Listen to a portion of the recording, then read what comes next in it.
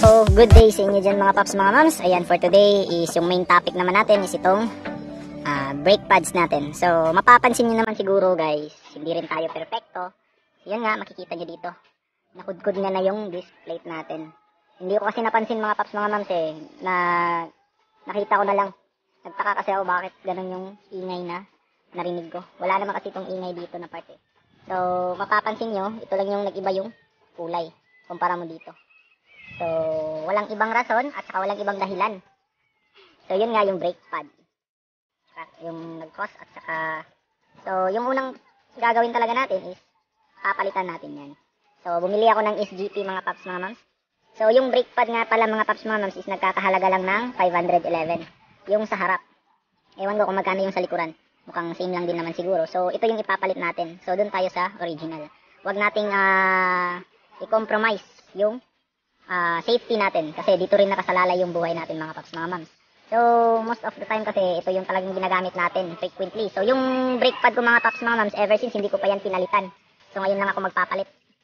So, almost 1 year and 2 months na to sa akin. O mahigit. Mukhang 5, I guess. Ay, hindi. 1 year and 3 months. Yun. 1 year and 3 months na to sa akin. Saka lang ako magpapalit. So, talagang makikita mo naman sa mga genuine parts niya, dun sa mga original talaga is durable. Napaka-durable. So, let's do this. Yun nga, first thing first, mga paps, mga mams, nabubulol na ako.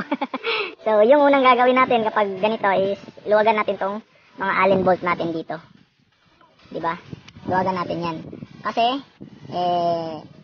diyan natin tatanggalin din naman natin to kasi maglalagay tayo ng brake pad. So, tanggalin din natin to mga paps, mga mams. For argument's sake, yan, niluwagan ko na to mga paps, mga mams. Para hindi tayo mahirapan pang tanggalin. Baka kasi sabihin nyo na, ano ba naman yan, paps? Napakaluwag naman ng mga bolt mo. Yung mga screw mo. Nako-compromise yung safety mo. Hindi guys, niluwagan ko lang talaga yan. So, madali lang naman itong tanggalin. Yan, ganun lang. So, yung dito rin, if gusto nyo pang tanggalin to, pwede rin naman. Pero yung sa akin, satisfy na ako sa ganito lang. Kasi, ito lang naman yung i-access natin. Tatanggalin natin to. Tsaka ito. So, yun na nga. So, kung first time nyo lang din itong gagawin mga paps, mga mams, normal na talaga yan na medyo nag-stuck up o di kaya napakahigpit tanggalin, napakahirap tanggalin. Kasi nga dahil na rin sa katagalan, saka may pressure na nabibuild up.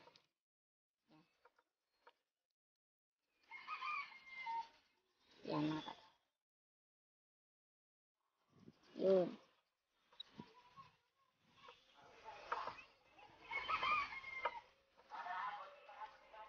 So, ikutin lang ng ikutin mga paps, mga mams. Eventually, matatanggalin yan. Patience is a virtue. Alam niyo naman yun, bro. Yun. Nandito mga paps, mga mams. So, yung mga ganito mga paps, mga mams, yan. Kailangan din natin yung linisan bago natin ibalik. As much as possible, lubricate natin.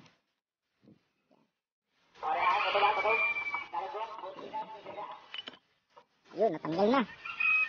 Hindi na natin, yung isa, natanggal na. Yung dito, hindi pa. So, yun na nga. Yun, yung piston ng brake natin, dito talaga siya.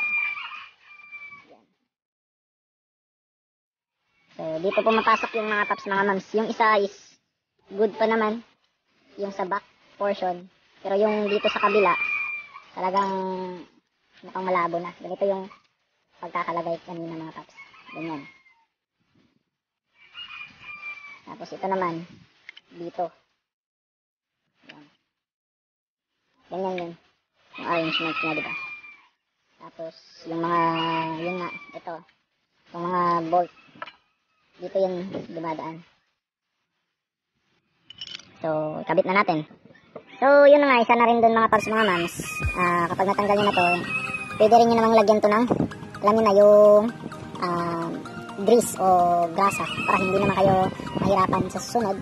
Pero huwag naman yung lalagyan yung brake pad nyo, yung dito lang, yung sa mga piston para hindi mag-stuck up. So, sa case ko mga paps, mga mams, talagang punong-puno na siya ng, yan, parang metal dust, yung nakudkod niya dito, mula dito. Makikita nyo naman talagang wala nang natira. Naubos. Naubos na mga paps. So nga, ganun katibay yun. Yung isa is okay pa naman, pero kung magpapalit naman lang tayo is lahatin na natin.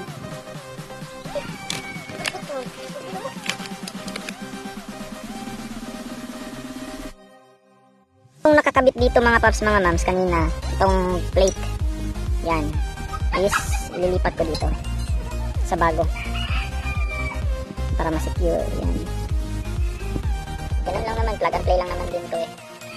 So yan, ganun lang kadali mga paps, mga mams, oh. Yan, so kukuha lang muna tayo ng flat screw na ipantutulak natin paloob kasi mukhang mahigpit pa to eh. Ganun lang. Mga dumi mga paps, mga mams, natatanggal naman eventually. Yung nilagay ko lang is yung WD-40. So okay naman. So mag-ingat lang kayo sa mga part na yun nga, yung mga corner parts mga paps, mga mams, medyo matulis. Baka masugatan kayo. Safety first talaga tayo. No matter what. Ganun yun, madudumi. Natanggal naman. Yan.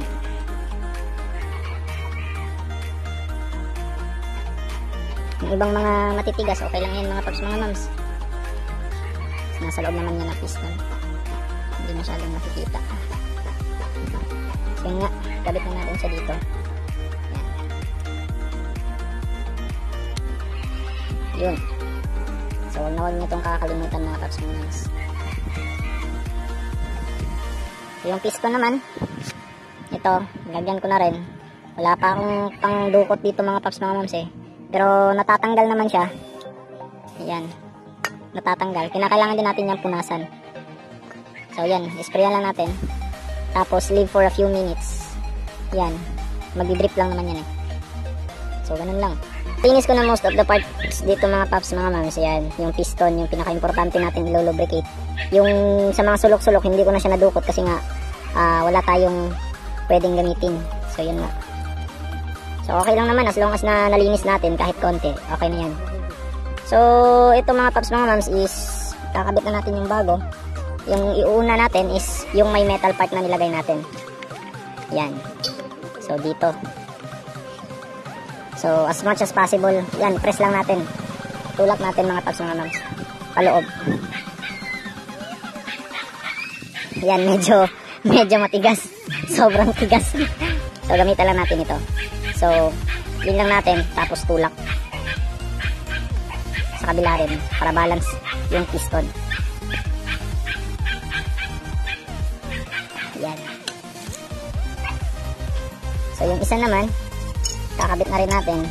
So, both mga paps, mga mams, is sobrang kapal. Napakakapal pa talaga. So, walang clearance na magaganap dito kung ganito lang yung adjustment natin. So, itutulak pa natin yung piston most dito na part. So, yan nga. Tulak natin. So yan nga mga paps, mga mams, makikita nyo naman, nakabit na natin. So wag kayong mag-alala dun sa mga nakudkod mga paps, mga mams, sa disc natin, sa disc plate, kasi mawawala rin naman yan eventually. So kabit na natin yung bolt. Yan.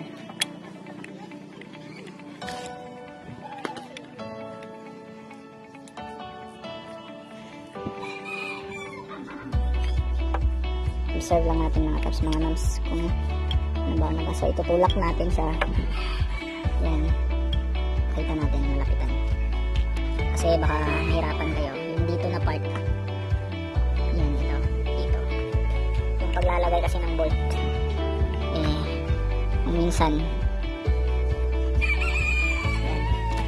Oops. Yun o. Ganun. So kapag naikabit na natin dito sa first part ng brake pad natin mga paps, mga mams, hindi na tayo mahihirapan dito sa kabila. Kasi yan. Malalaman nyo naman yun kasi tatagusin.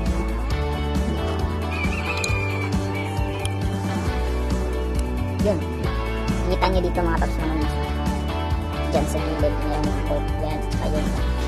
So okay na. Yung gagawin na lang natin is higpitan. Kita lang natin mga paps.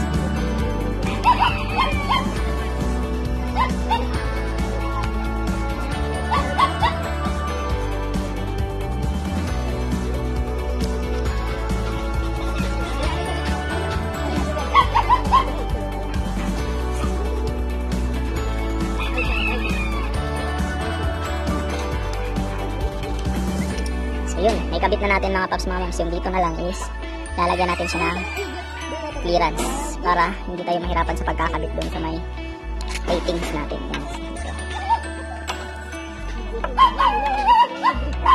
Yan. So yun. Ganun lang kasimple mga paps mga mams, as long as nalilinisan natin yung brake pad natin. Walang magiging problema. Kabit natin yung dalawang bolt dito. Tapos ito muna.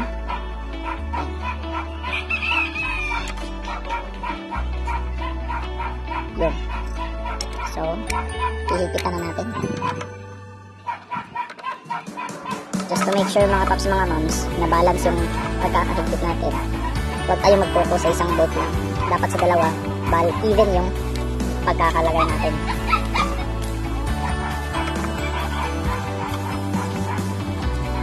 Ganun. So, ganun lang kasimple mga paps mga moms. Ayan. So, before natin to paandarin, ipump muna natin yung brake fluid natin.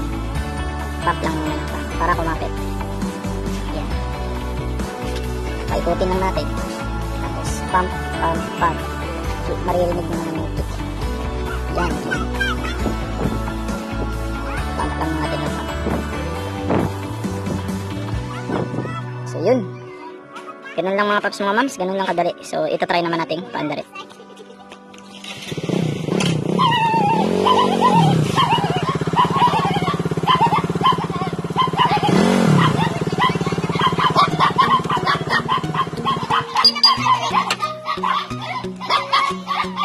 Kita nyo naman mga paps mga moms, maganda yung kapit ng SGP talaga kumpara mo sa ibang brand. So as much as possible, yung sa recommended lang talaga yung mga stock parts yung gagamitin natin. So yun nga mga paps mga moms, yung basic natin na ginagawa ba kapag nagkakabit tayo ng brake pads. So isang napakaikling shoutout nga lang pala. Shoutout ako kay Motohack from Sultan Kudarat. Ayan, shoutout sa iyo paps. Shoutout din ako kay Jonathan Bernejo from Sorsogon, Bicol. Yan, shoutout sa iyo paps. Shoutout din ako kay Mr. Raider Moto from Cavite. Shoutout. Shoutout din ako kay yan na nga, Tom. Yan, shoutout sa iyo paps. Yan. So, shoutout din nga pala kay Clarissa Orobla. Shoutout sa iyo mams. Shoutout din ako kay Kyle Alvarez from Calamba, Laguna. Ayan, shoutout sa inyo. So, isang maikling shoutout nga din pala sa mga yan kaibigan ko dito. Ayan, shoutout kay G-Boy. Ayan, shoutout sa iyo. Tsaka kay Jean. Ayan, shoutout sa iyo, Jean. Shoutout sa mga taga dito sa amin. Ayan. So, maintain pa rin yung social distancing namin tatlo. So, yun na nga. That would be pretty much it mga paps, mga mams. Until next time, you know the drill guys. Ride safe, stay safe, God bless, and peace out.